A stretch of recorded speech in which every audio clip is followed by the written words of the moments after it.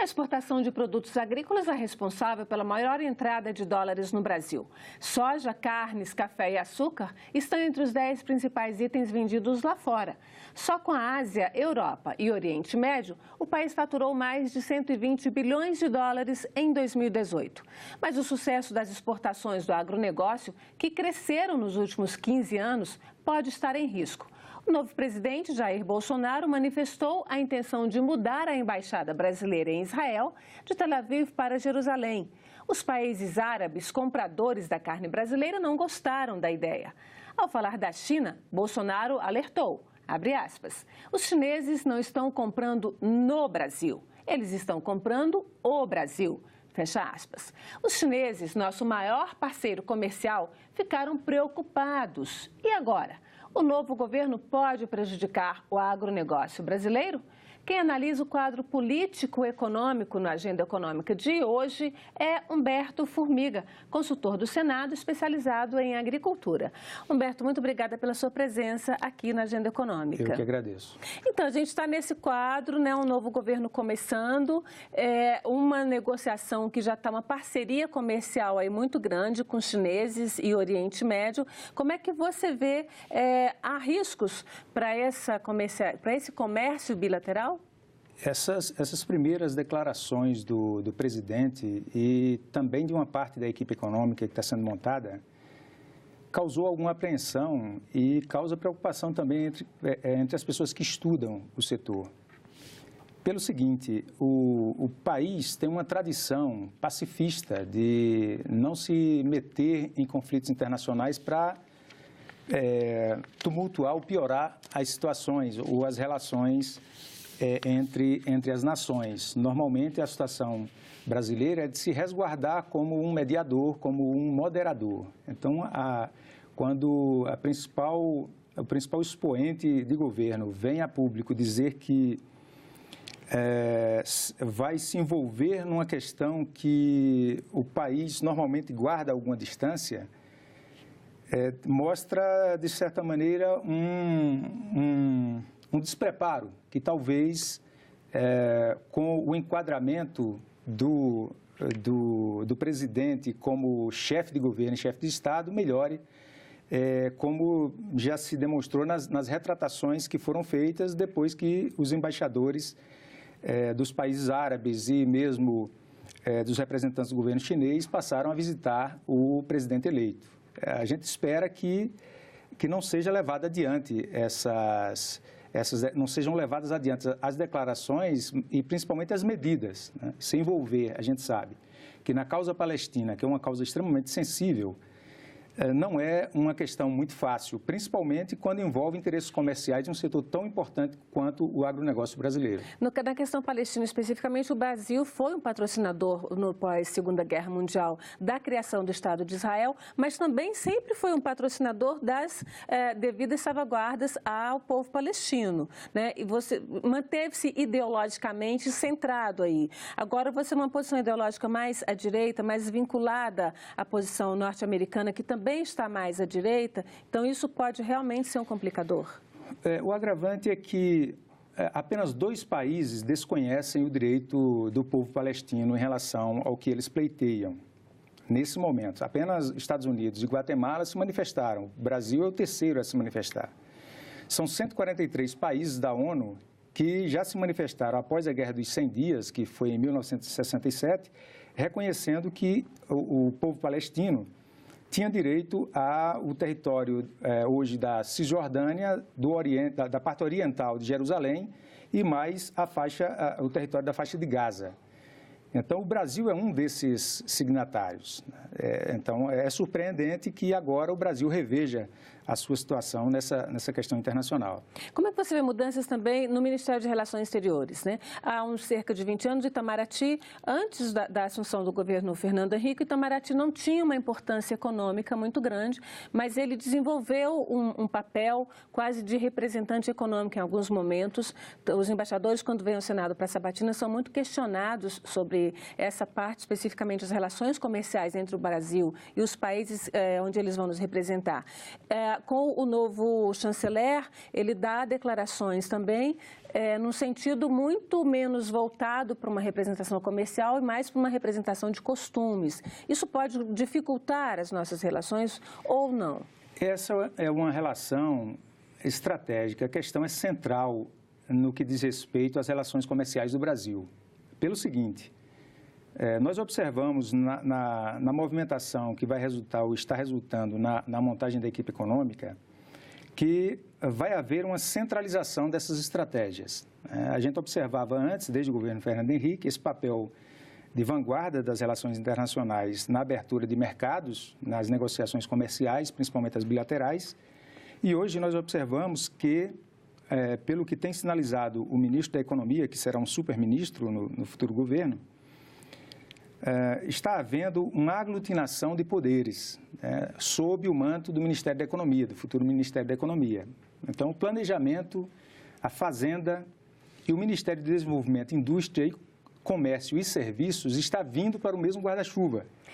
Você fala do Ministério da Indústria e Comércio, sempre foi um ministério muito forte nessa parte da relação comercial também, exterior. Como é que foi a formação, como é que o Brasil conquistou esse mercado agrícola tão poderoso que detém hoje?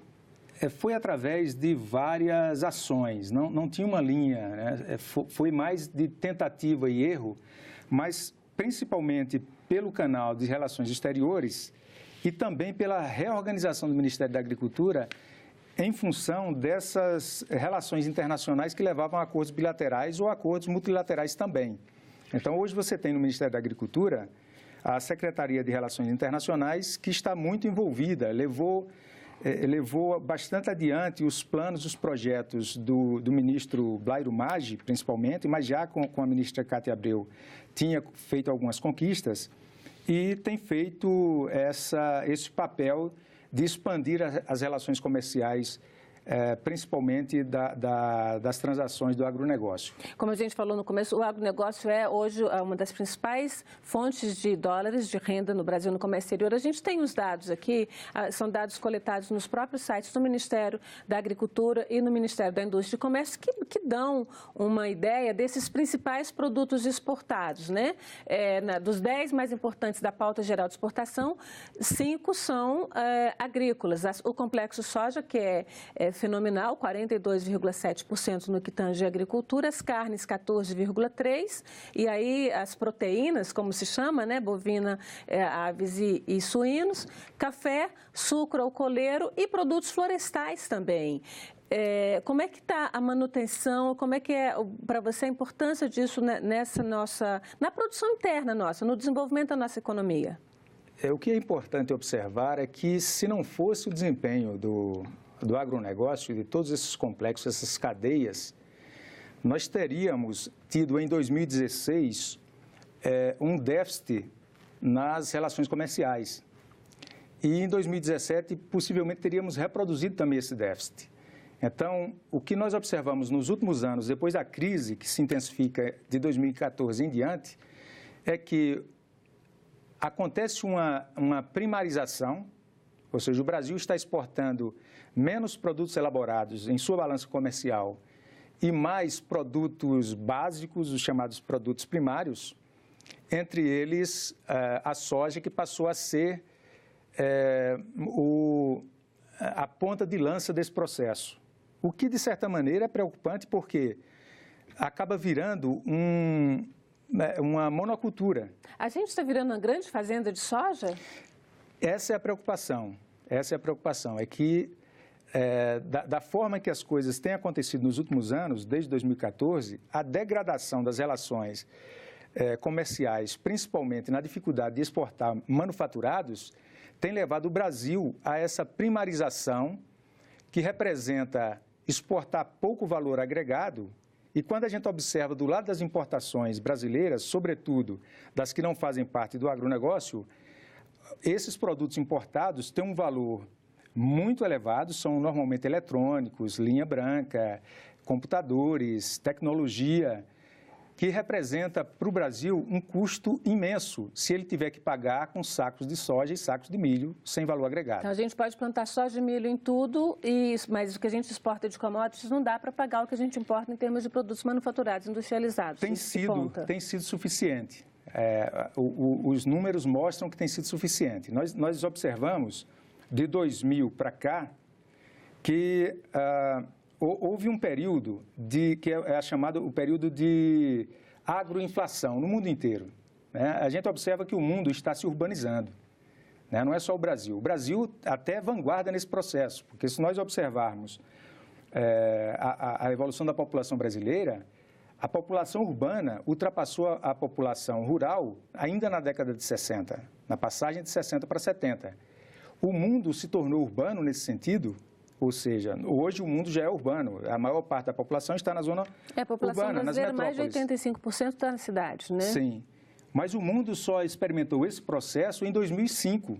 Veja a diferença, nós experimentamos isso da passagem de 60 para 70. O que significa que nós antecipamos uma série de problemas e também mostramos que não tínhamos capacidade de enfrentá-los. É a questão agrária no campo.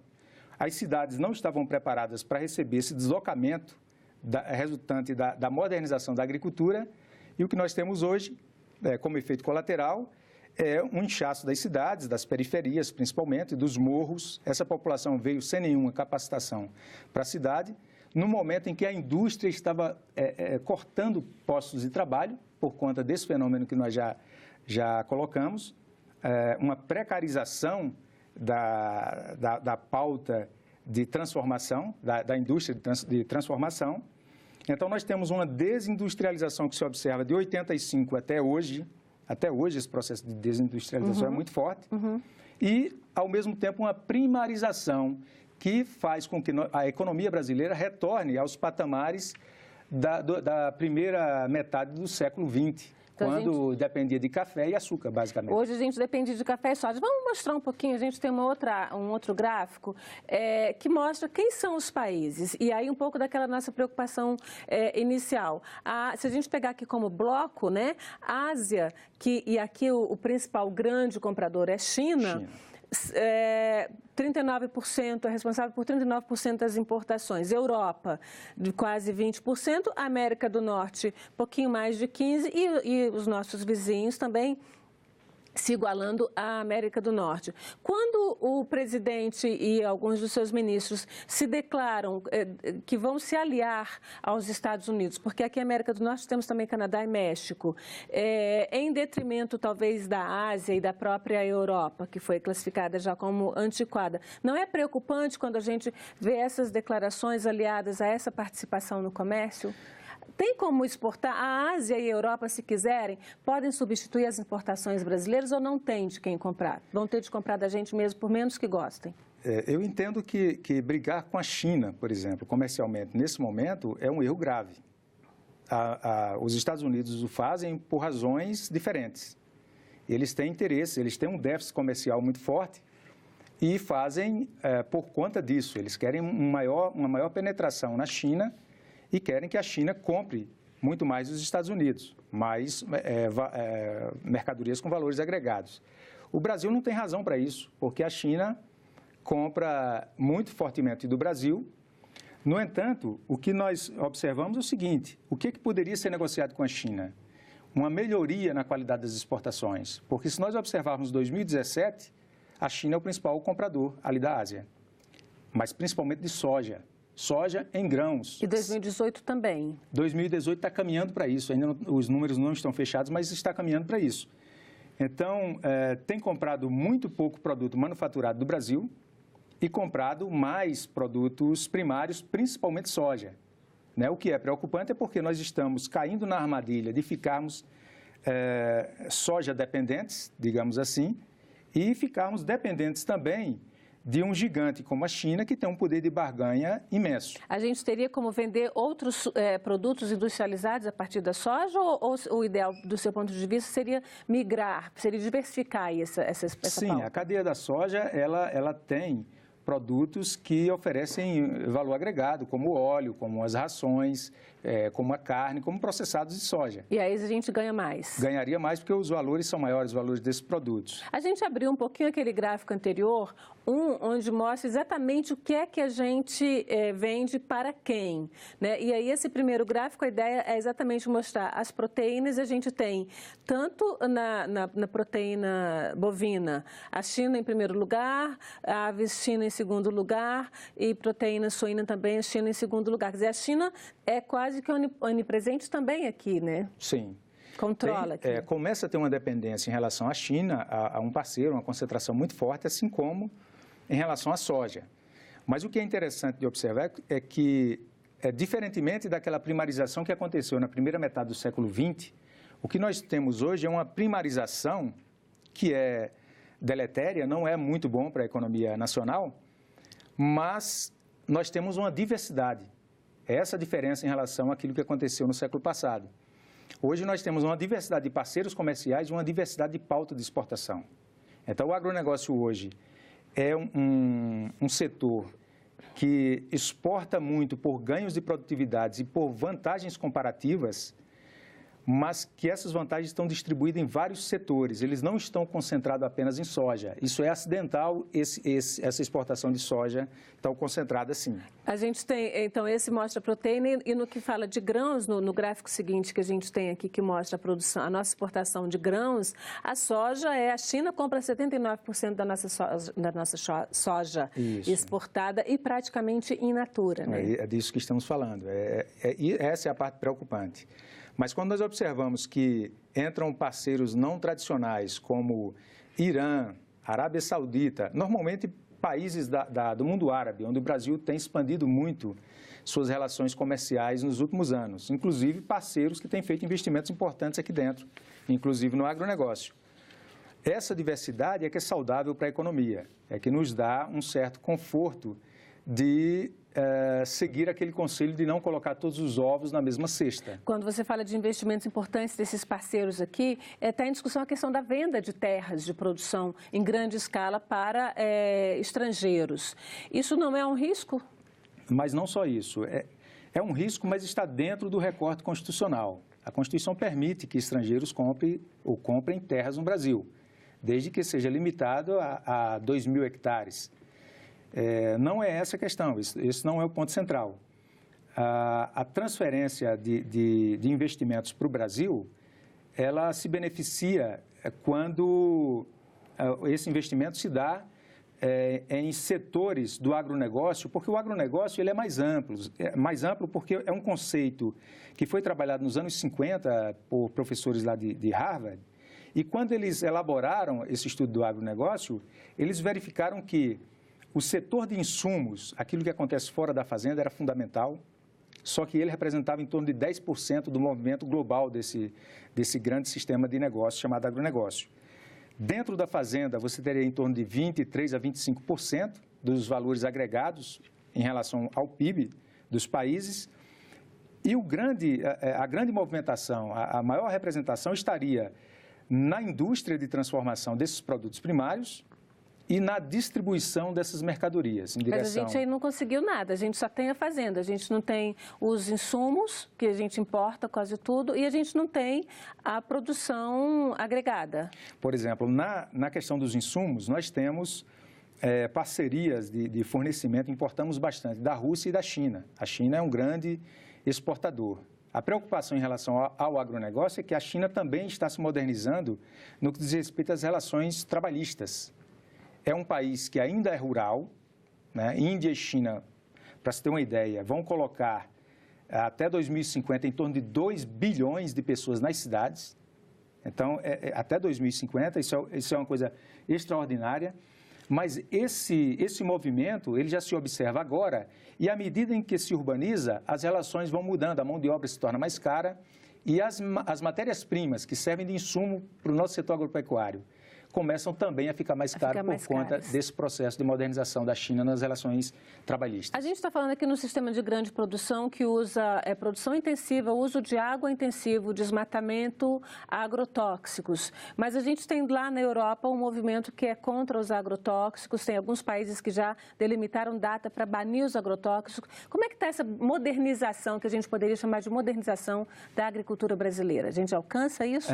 O ministro Blairo Maggi, durante a discussão, ainda estava como senador, e durante a aprovação do Código Florestal, ele fez algumas afirmações que são mais de confiança mesmo, para reforçar a confiança que se tem no agricultor brasileiro, no produtor rural. Quando ele diz que a vontade do produtor de proteger os recursos naturais é maior do que a lei. Na prática, a gente sabe que não é. Infelizmente, a gente sabe que não é. Quem está no negócio, quem está no agronegócio, correndo todos os riscos envolvidos, desde os climáticos até os comerciais, ele quer realizar o seu lucro, como em qualquer negócio. E aí, não se pensa no meio ambiente na hora em que a corda estica. Esse é o problema. Mas quando falta chuva... Esses aspectos de riscos do negócio eles têm que levar em conta a necessidade de sustentabilidade. É aí que entra a questão que você está colocando. É necessário proteger as fontes de água. Sem água não há agricultura. A agricultura é a principal consumidora de água do planeta. Ela consome em torno de 60% da água potável, de toda a água disponível.